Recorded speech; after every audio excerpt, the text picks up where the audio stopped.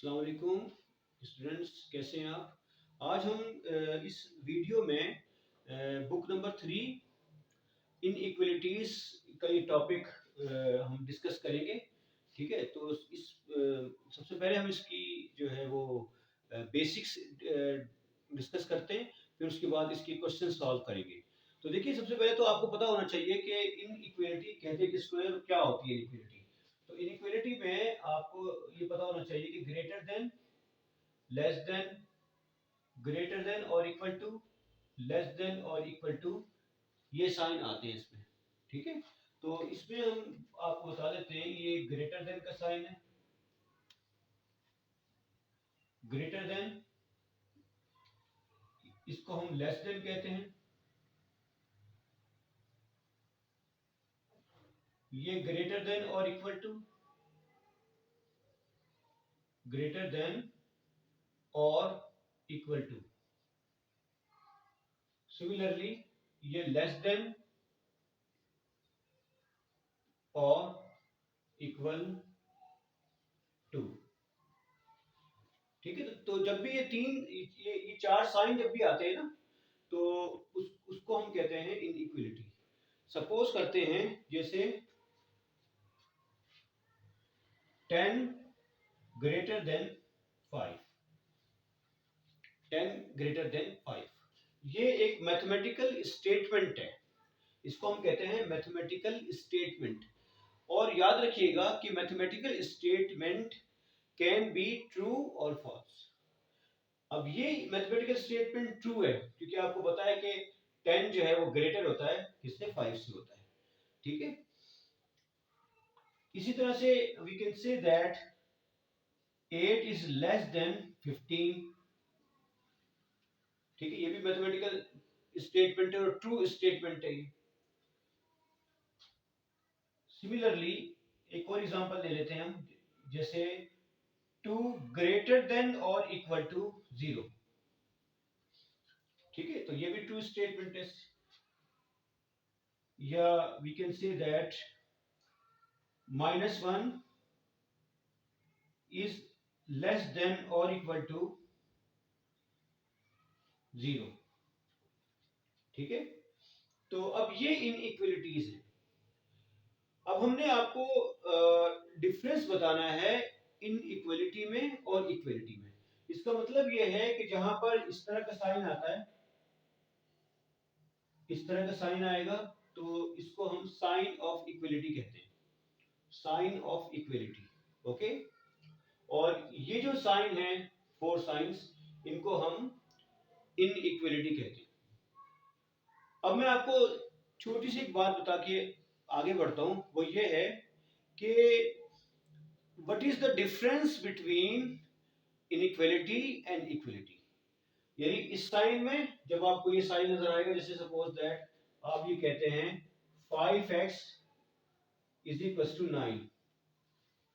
ठीक है, ये 5x इज इक्वल टू 9, इसमें और 5x ग्रेटर देन और इक्वल टू 9, इन दोनों में बेसिक डिफरेंस क्या होता है।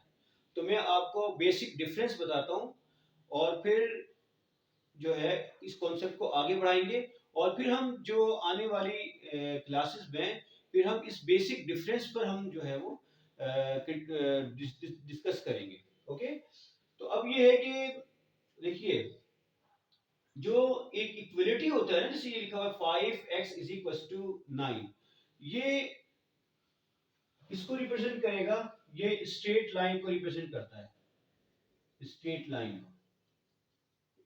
ठीक है, और ये जो इनइक्वलिटी है, ये रीजन को रिप्रेजेंट करता है, ये स्ट्रेट लाइन को रिप्रेजेंट करेगा और ये एक पूरे रीजन को रिप्रेजेंट करेगा। अब ये किस तरह करेगा, तो ये इसको हम आगे डिस्कस करेंगे। ठीक है, अब हम ऐसा करते हैं कि एक मैथमेटिकल स्टेटमेंट लेते हैं और ये डिफरेंट इनइक्वलिटीज को हम अप्लाई करेंगे उस पर। ठीक है, और हम ये चेक करेंगे कि अगर हम suppose that different operations use करें। ऑपरेशंस क्या हैं, एडिशन, सब्ट्रैक्शन, मल्टीप्लिकेशन, डिवीजन। अब हमने क्या करना है, एक मैथमेटिकल स्टेटमेंट जो कि ट्रू स्टेटमेंट होगी वो लेनी है, और उसके बाद फिर हमने कोई नंबर उसमें ऐड करना है, सब्ट्रैक्ट करना है, मल्टीप्लाई करना है, डिवाइड करना है।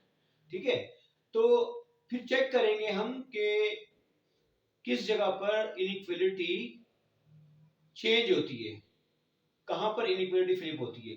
तो आइए अब हम एक एग्जांपल ले लेते हैं।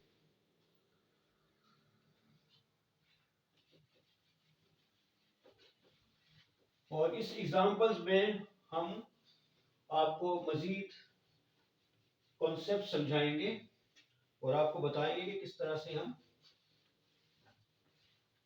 इनइक्वालिटीज को अंडरस्टैंड कर सकते हैं। सपोज दैट ये हमारे पास है 10 ग्रेटर देन 5। ये एक मैथमेटिकल ट्रू स्टेटमेंट है। तो अब हमने करना ये है कि एक नंबर हम इसमें लेंगे और उसको ऐड भी करेंगे, सब्ट्रैक्ट भी करेंगे, मल्टीप्लाई भी करेंगे और डिवाइड भी करेंगे। पहले पॉजिटिव नंबर लेंगे और फिर नेगेटिव नंबर लेंगे और चेक करेंगे कहां कहां इनइक्वालिटी चेंज होती है। तो देखिए, सबसे पहले हम इसमें एक नंबर ऐड कर रहे हैं 10 प्लस 5। 5 को बोथ साइड ऐड करेंगे हम, तो ये 15 ग्रेटर देन 10।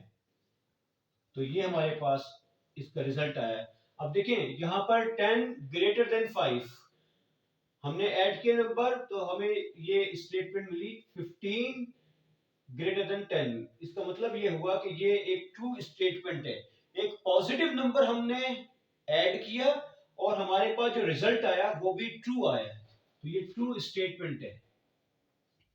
इसका मतलब ये हुआ कि हमने एक पॉजिटिव नंबर ऐड किया बोथ साइड, ठीक है, तो इनइक्वालिटी पर कोई असर नहीं पड़ा, कोई चेंज नहीं आया इनइक्वालिटी पर। सिर्फ अब हम क्या करेंगे, अब हम इसी स्टेटमेंट को लेंगे 10 ग्रेटर देन 5 को, और एक नेगेटिव नंबर हम इसमें ऐड कर देंगे -5 बोथ साइड, जिस तरह से इससे प्रीवियस एग्जांपल में किया है हमने। तो 5 ग्रेटर देन 0, आपको पता है कि 5 ग्रेटर देन 0 होता है, तो ये ट्रू है, ट्रू। ठीक है बेटा, ट्रू है। तो इसका मतलब ये हुआ कि अगर हम किसी भी इनइक्वालिटी पर में कोई नेगेटिव नंबर ऐड करेंगे, the inequality will remain same. Inequality पर कोई असर नहीं होगा, वो सेम रहेगा। ठीक है, तो अब हम ऐसा करते हैं कि यही स्टेटमेंट लेंगे 10 ग्रेटर देन 5, और अब हम इसमें एक पॉजिटिव नंबर मल्टीप्लाई करेंगे। 10 multiply by 5 greater than 5 multiplied by 5, it will become 50 50 greater than 25। ये भी एक ट्रू स्टेटमेंट है, और आप देख सकते हैं कि पॉजिटिव नंबर मल्टीप्लाई करने पर there is no change in result, there is no change in inequality, inequality will remain same. तो ये भी ट्रू स्टेटमेंट है। अब हम एक नेगेटिव नंबर को मल्टीप्लाई करते हैं इसी स्टेटमेंट में, we will multiply a negative number. 10 multiply by -5 and 5 multiply by -5, it will become -50 and this will be -25।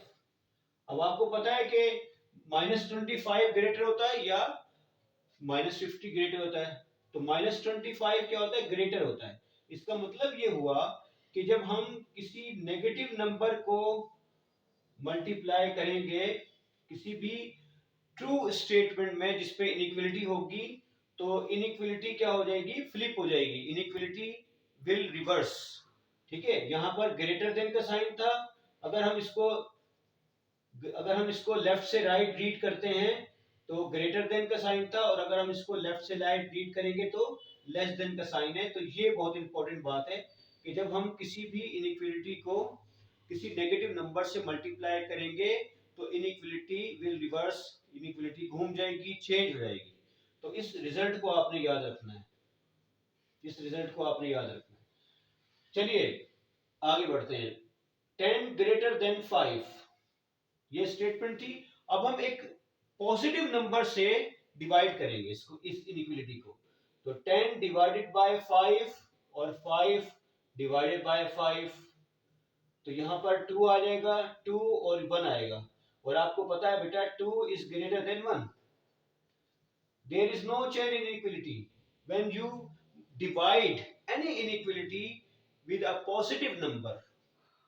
ठीक है? Similarly, we will divide it with a negative number, 10 divided by -5 and 5 divided by -5. So it will become -2 और ये हो जाएगा -1। और आपको पता है कि -2 जो -1 जो होता है, -2 से क्या होता है, ग्रेटर होता है। तो यहाँ पर हम इस तरह का साइन डाल देंगे। इट मींस दैट कि -2 इज लेस देन -1। तो यहाँ पर भी क्या हुआ, इनइक्वालिटी चेंज हो गई, इनइक्वालिटी रिवर्स हो गई। तो ये दो केसेस हैं बेसिकली। ये दो केसेस आप लोगों को याद रखना है हमेशा, एक ये केस और एक ये केस। इन दो केसेस में क्या होता है, इनइक्वालिटी चेंज हो जाती है। इस बात को याद रखिएगा, क्योंकि होता ये है कि जब बच्चे इनइक्वालिटी के क्वेश्चन सॉल्व करते हैं, तो जब किसी वेरिएबल को हमने सब्जेक्ट बनाना होता है, तो अगर इस तरह की सिचुएशन हो कि सपोज दैट हमारे पास -2x इज इक्वल टू 8, अगर इस ग्रेटर देन 8 ये इनइक्वालिटी दी होगी, -2x greater than 8, and if you want to make the subject x, अगर आपने x को सब्जेक्ट बनाना होगा तो आप क्या करेंगे, इसको डिवाइड करेंगे इस पूरी इक्वलिटी को -1 से। और जब -1 से डिवाइड करेंगे तो आपको ये बात पता है कि इनइक्वलिटी माइनस वाले नंबर से डिवाइड करने पर रिवर्स हो जाती है। तो अब आप ये वाला साइन लगाएंगे, तो 8 डिवाइडेड बाय -2, तो ये 4 आ जाएगा माइनस का। तो x लेस देन -4। ठीक है बेटा। तो इस तरह से इसका जो बेनिफिट है, इसका जो फायदा है, ये जो सारी बातें मैंने आपको समझाई है कि कब हमने अगर सपोज किसी इनइक्वालिटी को पॉजिटिव नंबर से डिवाइड, मल्टीप्लाई किया, ऐड किया, सब्ट्रैक्ट किया, डिवाइड किया, मल्टीप्लाई किया, तो उसमें किस तरह से चेंज आएगा। तो इसका जो बेनिफिट होगा, जो फायदा होगा, जब हम क्वेश्चन सॉल्व करेंगे उस वक्त आपको पता चलेगा कि ये कॉन्सेप्ट हमने पढ़ा क्यों है। क्योंकि अगर ये कॉन्सेप्ट मैं आपको समझाऊंगा नहीं ना, तो फिर आप उस जगह पर जाकर मिस्टेक करेंगे। ठीक है बेटा। तो अब हम ऐसा करते हैं कि क्वेश्चंस करते हैं बुक